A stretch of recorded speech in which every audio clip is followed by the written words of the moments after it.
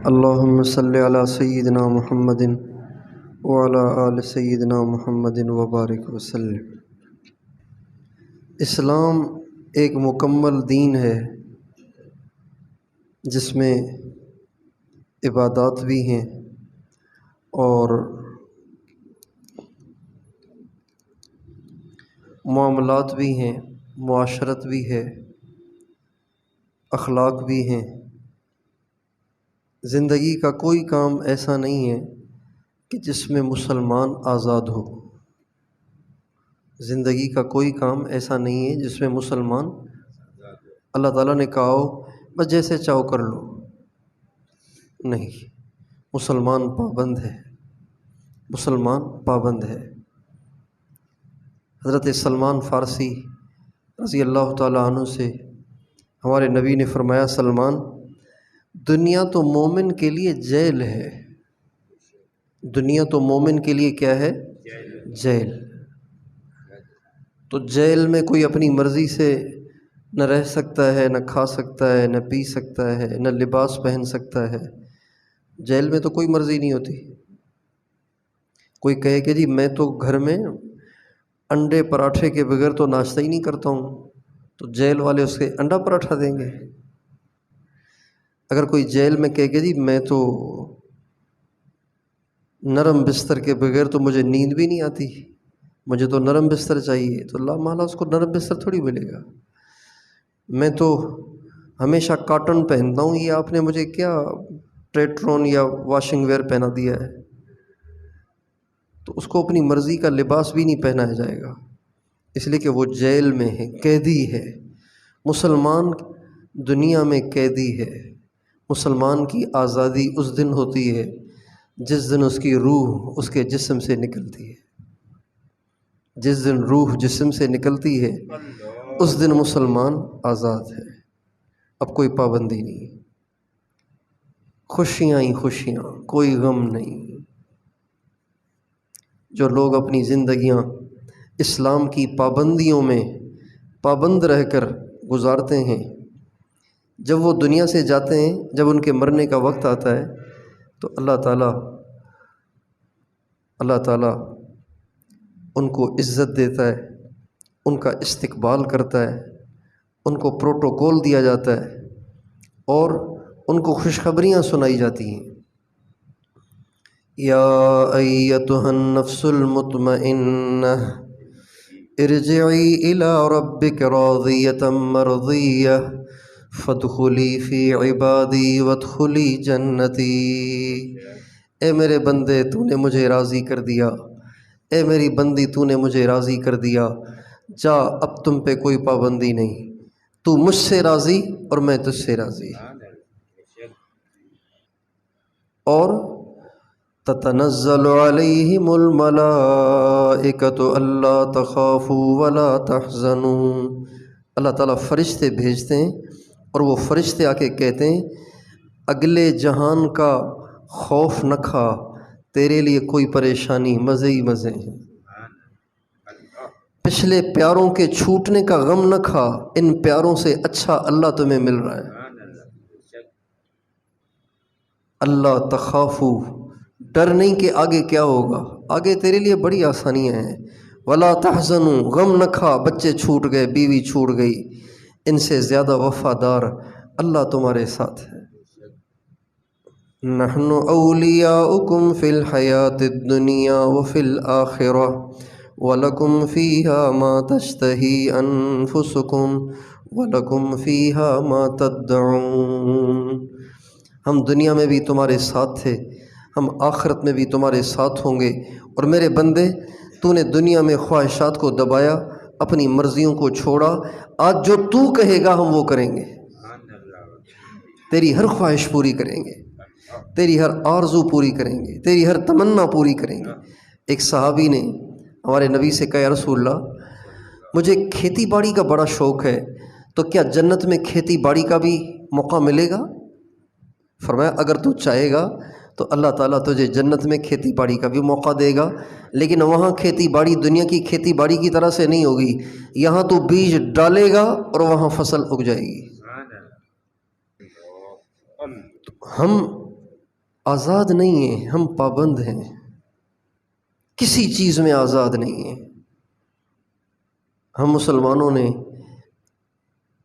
اپنی منمانیاں پوری کرنے کے لیے اسلام صرف نماز کا نام رکھ دیا ہے۔ اس لیے مفتیان کرام کے پاس، علماء کرام کے پاس لوگ یہ مسئلہ تو لے کے آتے ہیں کہ جی وہ اتحیات میں نا مجھ سے درود پڑھنا بھول گیا تو نماز ہو گئی، لیکن یہ نہیں پوچھتے کہ آج میں دکان پہ بیٹھا ہوا تھا، ایک گاہک آیا، اس کو میں نے 2 نمبر چیز 1 نمبر کر کے بیچ دی، اب کیا ہوگا؟ یہ نہیں پوچھتے۔ میں ملازم ہوں، میری ڈیوٹی کا ٹائم 8 بجے شروع ہوتا ہے، 4 بجے تک مجھے ذرا مجبوری ہے، میں روزانہ 9 بجے پہنچتا ہوں، تو ٹھیک ہے، یہ نہیں پوچھتے۔ اسلام صرف نماز کا نام نہیں ہے، اسلام پوری زندگی ہے۔ بچوں کی شادی کرنی ہے، یہ نہیں پوچھیں گے کہ بچے کی شادی کے بارے میں اللہ اور اس کے نبی کا کیا حکم ہے۔ شادی تو ایسے کرنی ہے جیسے دنیا کر رہی ہے، بلکہ ان سے آگے بڑھنے کی کوشش کرتے ہیں۔ تو اسلام مکمل مذہب ہے جس میں انسان کسی چیز میں آزاد نہیں ہے۔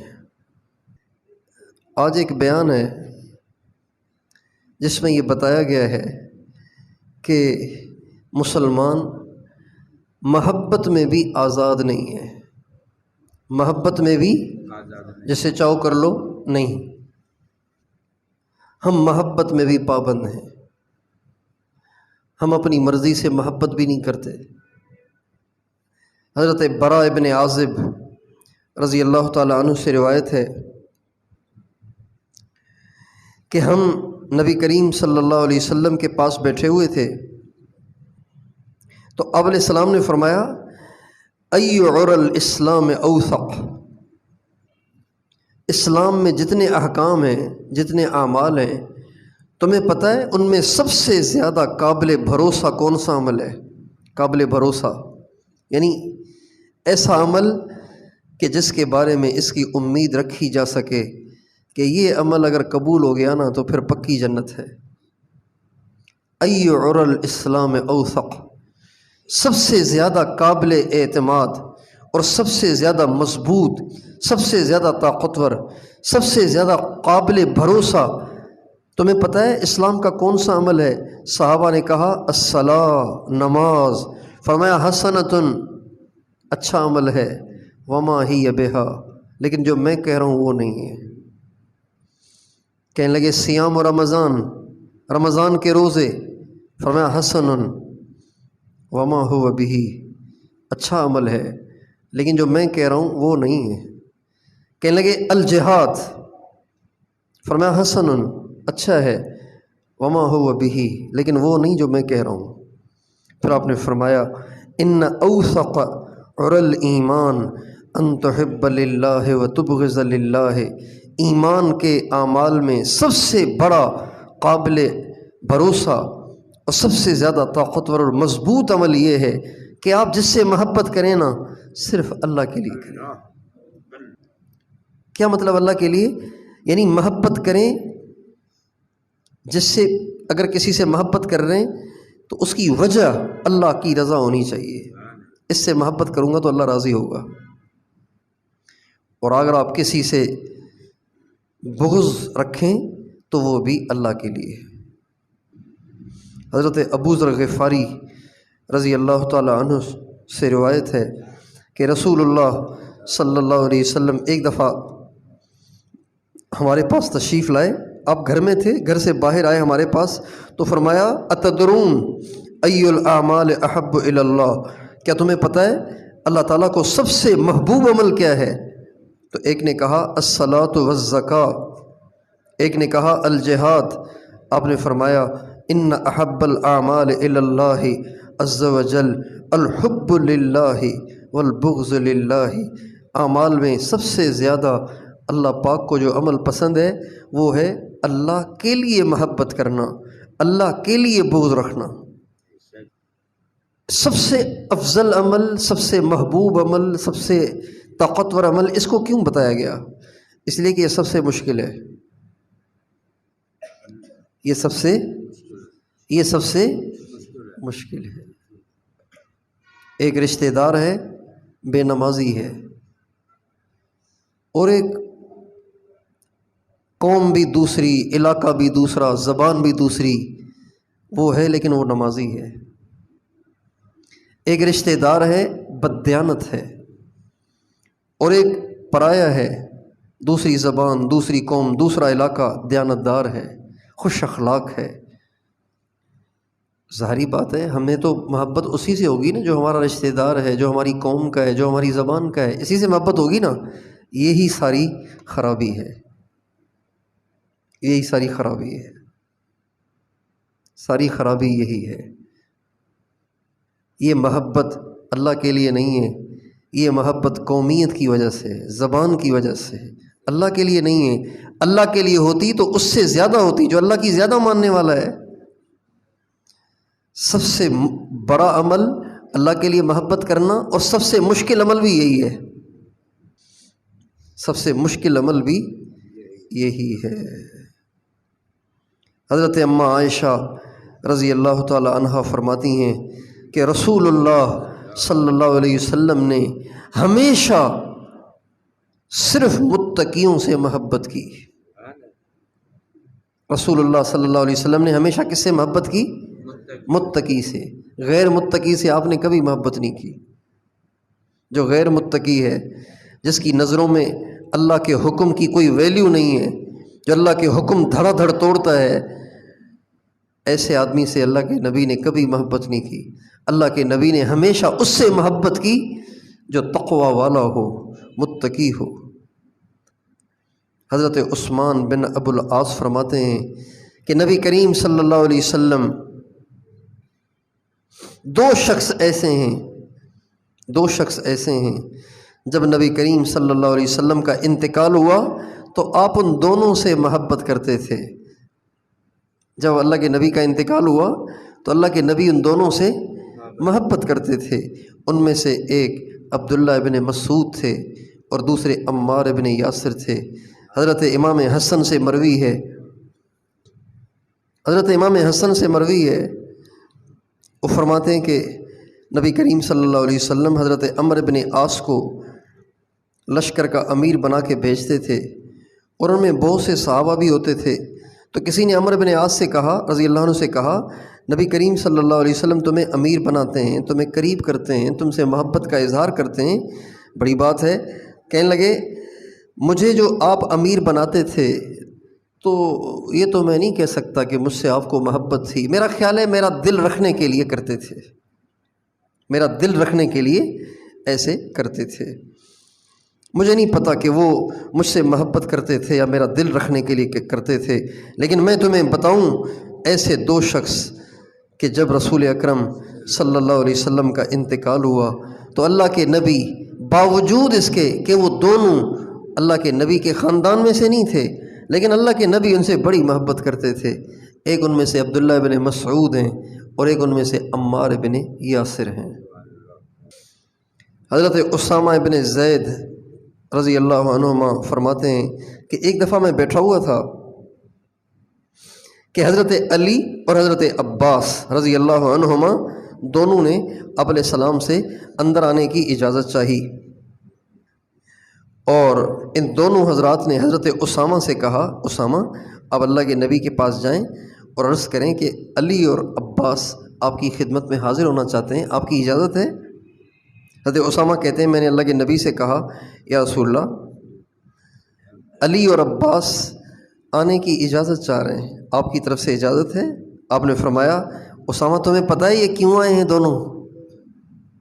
اسامہ تمہیں پتہ ہے یہ دونوں کیوں آئے ہیں؟ میں نے کہا نہیں۔ فرمایا لیکن مجھے پتہ ہے کہ کیوں آئے ہیں، اللہ کے نبی تھے نا، مجھے پتہ ہے کیوں آئے ہیں۔ چنانچہ دونوں آئے، دونوں نے کہا یا رسول اللہ ہم آپ کے پاس آئے ہیں آپ سے پوچھنے کے لیے کہ آپ کے اہل بیت میں سے سب سے زیادہ آپ کو کس سے محبت ہے؟ اہل بیت میں سے سب سے زیادہ آپ کو کس سے محبت ہے؟ بظاہر حضرت علی حضرت عباس کی آپس میں بات چلی ہوگی، وہ کہتے ہوں گے کہ میں زیادہ محبوب ہوں، حضور کو، انہوں نے کہا ہوگا کہ میں چچا ہوں، تم کیسے محبوب ہو گئے؟ یہ شاید بات تھی اللہ کے نبی کو جبریل علیہ السلام نے آ کے بتا دی ہوگی۔ تو اب انہوں نے سوال کر دیا، آپ نے فرمایا سب سے زیادہ مجھے محبت میری بیٹی فاطمہ سے ہے۔ کہا نہیں، ہم اہل بیت کے بارے میں نہیں پوچھ رہے، ہم یہ پوچھ رہے ہیں کہ لوگوں میں سب سے زیادہ محبوب آپ کو کون ہے؟ فرمایا لوگوں میں سب سے زیادہ محبوب مجھے وہ ہے جس پر اللہ نے انعام کیا اور جس پر میں نے بھی انعام کیا، ان کا نام اسامہ ابن زید ہے۔ اب یہ رشتہ دار نہیں ہیں، یہ ہمارے نبی کے رشتہ دار نہیں ہیں، یہ حضرت اسامہ حضرت زید کے بیٹے ہیں۔ حضرت زید حضور کے غلام تھے، قبیلہ بھی نہیں، علاقہ بھی نہیں، کچھ بھی نہیں، لیکن چونکہ انہوں نے حضور کی محبت میں باپ کو چھوڑا، چچا کو چھوڑا، خاندان کو چھوڑا، علاقے کو چھوڑا، سب کچھ چھوڑ چھاڑ کے بس حضور کے قدموں میں اپنی زندگی گزار دی اور آپ کے اشارے پہ موتا گئے اور وہاں شہید ہو گئے۔ تو اس لیے آپ علیہ السلام فرما رہے ہیں مجھے سب سے زیادہ ان سے محبت ہے، حالانکہ وہ میرے رشتہ دار بھی نہیں ہیں۔ ان دونوں نے کہا اچھا اسامہ چلے سب سے زیادہ، یہ ایک نمبر ہو گیا۔ پھر دوسرے نمبر پہ فرمایا علی۔ دوسرے نمبر پہ کون؟ دوسرے نمبر پہ کون؟ علی ابن ابی طالب۔ پھر علی سے بڑی محبت ہے۔ حضرت عباس نے کہا یا رسول اللہ، چچا کو آپ نے علی سے بھی پیچھے کر دیا، چچا کو آپ نے علی سے بھی پیچھے کر دیا۔ اگر محبت کی وجہ رشتہ داری ہو نا تو یہ کہنا چاہیے تھا کہ عباس سے زیادہ محبت ہے، اس لیے کہ میرے ابا کے بھائی ہیں، یہ تو ابا کے بھائی کے بیٹے ہیں، یہ تو ابا کے بھائی ہیں، تو چچا زیادہ قریب ہے چچا زاد بھائی سے۔ لیکن فرمایا نہیں، علی مجھے آپ سے زیادہ محبوب ہے۔ حضرت عباس نے کہا یا رسول اللہ، آپ نے اپنے چچا کو سب سے آخر میں کر دیا۔ فرمایا چچا جان، علی نے آپ سے پہلے ہجرت کی ہے، اور محبت کی وجہ رشتہ داریاں نہیں ہوتی، محبت کی وجہ تو دین ہوتا ہے۔ علی نے آپ سے پہلے ہجرت کی ہے۔ یہ ہے محبت کرنا کس کے لیے؟ بتاؤ بھائی۔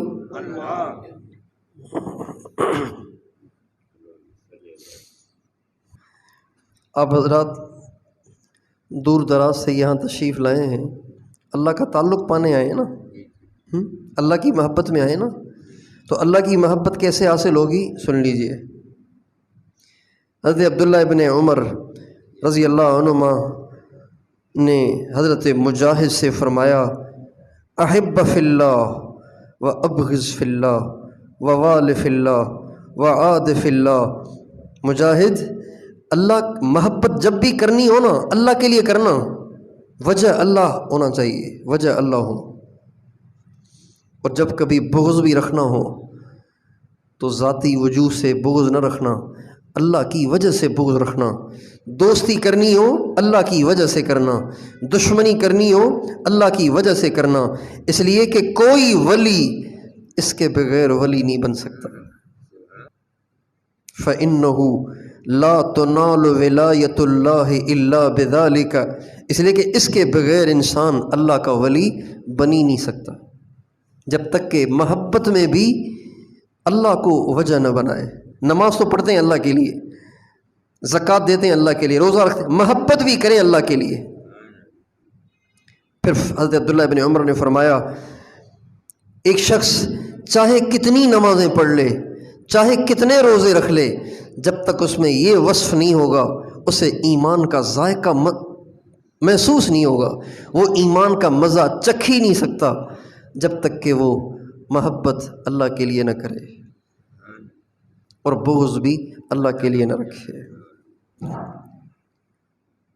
پھر فرمانے لگے آج کل تو لوگ آپس میں محبتیں بھائی چارے بھی دنیا کی وجہ سے کرتے ہیں، جس کے پاس زیادہ پیسہ ہے، جس کے پاس زیادہ پیسہ ہے اس سے زیادہ محبت کا اظہار کرتے ہیں، جو بیچارہ غریب ہے اس کو انگلیوں سے ہاتھ ملاتے ہیں۔ میں اور آپ اپنے آپ کو چیک کریں گے نا، دو چچے ہیں، ایک آدمی کے دو چچے ہیں، والد صاحب کے دو بھائی ہیں، ایک بھائی بیچارہ غریب مسکین مزدوری کرتا ہے، ایک چچا، اور ایک چچا ڈپٹی کمشنر ہے، اس کے بچے ویگو میں گھومتے ہیں۔ اس چچا اور اس کی اولاد کو رشتہ دار بتاتے ہوئے فخر سے بتایا جاتا ہے، اور یہ جو مزدور چچا ہے اس کو اور اس کی اولاد کو رشتہ دار بتاتے ہوئے بھی انسان ہچکچاتا ہے، کیسے کہوں کہ یہ میرا رشتہ دار ہے؟ کہ بھئی ایسے ہے کہ نہیں؟ بھئی ہاں نہ تو کرو، ایسے ہے کہ نہیں؟ اس لیے کہ محبت اللہ کی وجہ سے نہیں ہے، محبت ہے پیسے کی وجہ سے۔ تو اس لیے میں اور آپ یہ نیت کریں کہ اب ہمیں محبت کس کے لیے کرنی ہے؟ جو اللہ کے زیادہ قریب ہے ان سے زیادہ محبت کرنی ہے، جو اللہ کے کم قریب ہے اسے کم محبت کرنی ہے۔ حضرت مصعب بن عمیر رضی اللہ تعالیٰ عنہ کے ایک بھائی غزوہ بدر میں قید ہو گئے، ایک مسلمان نے اس کو پکڑا ہوا تھا، حضرت مصعب بن عمیر کا وہاں سے گزر ہوا، حضرت مصعب بن عمیر کا وہاں سے گزر ہوا تو حضرت مصعب بن عمیر اس مسلمان سے کہنے لگے کس کے باندھنا اس کو، اس کی ماں بڑی مالدار ہے، بہت پیسے دے گی اس کو چھڑانے کے لیے، کس کے باندھنا اسے۔ جب یہ کہا تو بھائی نے کہا مصعب بھائی ہو کر یہ بات کر رہے ہو، تمہیں تو کہنا چاہیے بھائی میرا بھائی ہے ذرا خیال کرنا، تم کہہ رہے ہو کس کے باندھو اس کو۔ فرمانے لگے نہیں، بھائی وہ ہے جو تمہیں باندھ رہا ہے، تو اللہ کا دشمن ہے لہذا میرا بھائی بھی نہیں ہے۔ تو کیا خیال ہے، اللہ کے لیے محبت کریں گے نا؟ اللہ والوں سے محبت کرنا، اللہ والوں کی قدر کرنا، دین والوں کی قدر کرنا، یہ بھی اسی محبت کے زمرے میں ہے جو محبت اللہ کی وجہ سے کی جاتی ہے۔ آج کل لوگ دنیا کے افسروں، دنیا کے عہدے داروں، دنیا کے پیسے والوں کی زیادہ قدر کرتے ہیں، اور ہر آنے والا اپنا غصہ مؤذن پہ نکالتا ہے، مسجد کے مؤذن پہ نکالتا ہے، مسجد کے امام پہ نکالتا ہے، مسجد کے خادم پہ نکالتا ہے۔ اس لہجے میں کسی دنیا دار، عہدے دار، کسی پیسے والے سے بات نہیں کریں گے۔ کیوں؟ اس لیے کہ لحاظ کرنے کی جو وجہ ہے وہ پیسہ ہے، اللہ نہیں ہے۔ اللہ تعالیٰ ہم سب کو اللہ کی وجہ سے محبت کرنے، اللہ کی وجہ سے بغض رکھنے کی توفیق دے۔ اور یہ بہت مشکل کام ہے، اتنی جلدی یہ قابو میں آنے والا نہیں ہے۔ اللہ کے لیے محبت کرنا مشکل کام ہے، پھر اللہ کے لیے بغض رکھنا تو اس سے بھی مشکل ہے۔ ہمارے ایک بزرگ تھے حضرت مولانا جمیل صاحب، وہ فرماتے تھے جسے اللہ کے لیے مار کھانا، اللہ کے لیے ذلیل ہونا، اللہ کے لیے پسنا، اللہ کے لیے رگڑے کھانا نہیں آتا نا، اسے اللہ کے لیے بغض رکھنا بھی نہیں آتا۔ وہ اگر بغض رکھتا بھی ہے تو اس کے نفس کی آمیزش ہے اس میں۔ اس لیے اللہ کے لیے جو بغض رکھنا ہے نا، اللہ کے لیے جو بغض رکھنا ہے وہ برائی سے رکھنا ہے، برے سے نہیں رکھنا، یہ بات ذہن میں رہے۔ اللہ کے لیے بغض رکھنے میں یہ بات ضرور مد نظر رہے کہ بغض برائی سے ہو، برے سے نہ ہو، چور سے نہ ہو، چوری سے ہو۔ ایک آدمی چور ہے، اگر وہ آج چوری سے توبہ طائب ہو جاتا ہے، میرا بھائی ہے، مجھے کوئی نفرت نہیں اس سے۔ نفرت چوری سے ہو، چور سے نہیں۔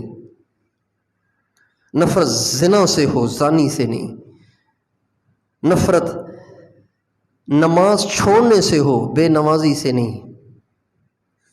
یہ اس باریکی کو سمجھنا ضروری ہے، ورنہ کیا ہوتا ہے جب انسان کسی برائی کرنے والے کو برا سمجھنے لگ جاتا ہے، اس کی ذات سے نفرت کرنے لگتا ہے، تو اس کا نتیجہ یہ نکلتا ہے کہ اس کی نحوست سے اس برائی میں یہ بھی مبتلا ہو جاتا ہے، اس برائی میں یہ بھی مبتلا ہو جاتا ہے۔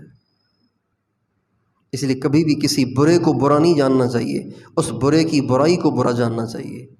حضرت موسیٰ علیہ السلام، خضر علیہ السلام کا واقعہ چل رہا ہے نا صبح درس میں، تو موسیٰ علیہ السلام اور خضر علیہ السلام جب 3 دفعہ مسئلہ ہوا اور پھر جوڑ نہیں بیٹھا اور پھر جدا ہونے لگے، تو حضرت موسیٰ علیہ السلام نے کہا حضرت آپ کے ساتھ ہم رہ تو سکے نہیں، اب ہم جا رہے ہیں، تو آپ جاتے جاتے کوئی نصیحت تو کر دیں،